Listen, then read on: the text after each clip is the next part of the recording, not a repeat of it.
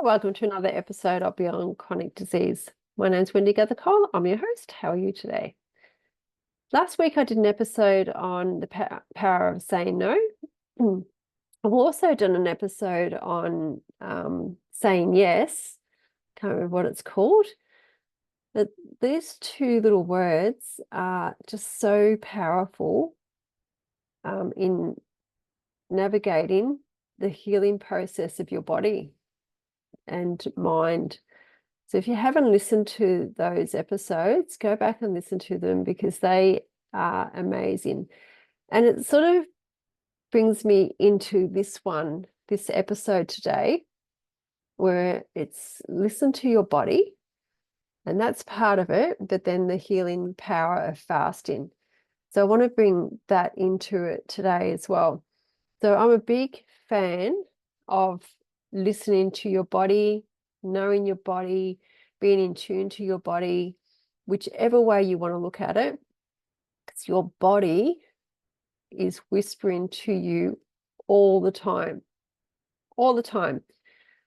because of this busy world, the busyness that we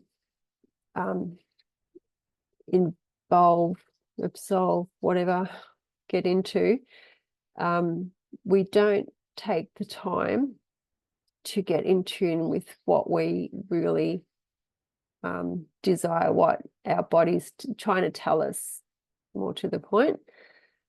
So until we can sit down and just be more aware and conscious of our body and even our thoughts and our speak, then there's no healing for us, I'm afraid, because we're just on that merry-go-round or yo-yo, whatever, on that merry-go-round, up and down, round and round, whatever we're doing.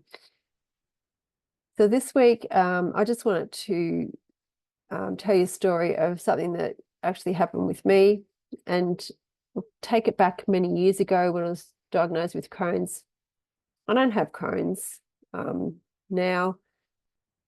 I put all these things in practice, and I eliminated that from my body, eliminated the pain that I was suffering, everything. So when we fast, when we give our body a break, and it doesn't necessarily mean from food, like it's just fasting from anything, fasting from, even saying yes all the time, fasting from being a people pleaser, fasting from, alcohol, fasting from processed foods, fasting from thinking negative thoughts, fasting from speaking trash about people, like it's just everything. So fasting's just, for me, my idea of fasting is just to stop what you're doing and, just take a break from what you're doing.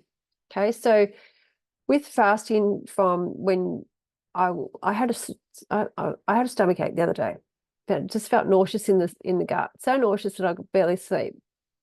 So listening to my body, I knew it was from the junk food that I'd had the night before, and I had been a little bit eating a little bit of this sort of style of stuff intermittently, and it was just my body said, that's enough, that's it, no more. I'm going to make you sick, so then you won't want to have it. And this is what your body does. And this is how we get signs from our body what to do, eat, be, so that we can be well. Okay, so from that, listen to my body, and it said to me that you don't need to eat. Cool. I didn't feel like eating. How many of us have not felt like eating when we've been sick? And even if we've had a common cold or the flu or, anything, but it's been strummed into us that we have to eat because that makes us healthy, or we have to eat, it's good nutrition for our body, or whatever. We have to eat, we have to eat, we have to eat. Well, I'm here to say, well, we don't have to eat. Most of us overeat. We eat way too much. So having 1 or 2 days without food is really not going to kill us. I can't see that it could. And if you're not eating food, just drink water. Just drink pure, filtered, clean water, because you'll feel much better for it. And so my body in this situation told me that I didn't need to eat. I didn't eat. I didn't feel like eating. But hey, guess what? I had a coffee. I just felt like a coffee. And I felt so much better the next day. So much better. Like even from that, from just prior to that anyway, because I didn't feel like eating anyway for a while. And, all of that night, so basically I fasted from food for, I don't know, 24 hours, not even 12 hours or something, or more, whatever it is, from, lunchtime until the next lunchtime, I don't know, and just felt so much better. And then I was able to consume something that I felt like. So the healing power of fasting is just that. Sometimes when you've just got something simple, like you've eaten something that's made you feel a bit off, not to eat for a short period of time is quite okay. You're not going to do yourself any harm, but you're going to do yourself more good. And our bodies are so smart that when we stop eating, it doesn't use all its energy for digesting that food anymore. It uses the energy to make us better. So it puts all its energy into its healing powers, the body's healing powers, to make us feel better.